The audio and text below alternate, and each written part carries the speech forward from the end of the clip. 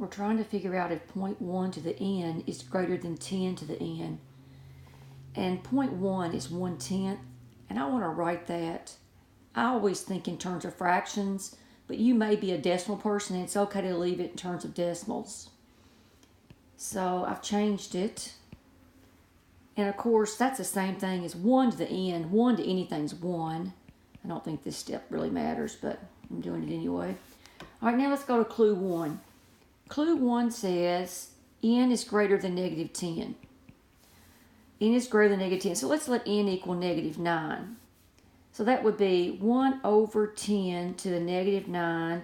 Is that greater than, I'll put a question mark, 10 to the negative 9? Well, here you have a negative exponent, and to get rid of the negative exponent, you would move it up, and that would become 10 to the positive 9. And 10 to the positive 9 is definitely greater than 1 over 10 to the 9th. So that works. But it says n is greater than negative 10. What if n is 9?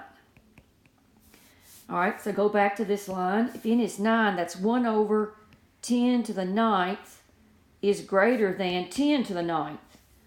Well, that's not true. So sometimes it works, sometimes it doesn't work. Depends on what your n value is. So clue 1 doesn't work. All right, let's go over here and look at clue 2. Clue 2 says n is less than 10. Well, that means n could be negative 9 or n could be 9. And we just saw that sometimes it works, sometimes it doesn't work. So that doesn't work.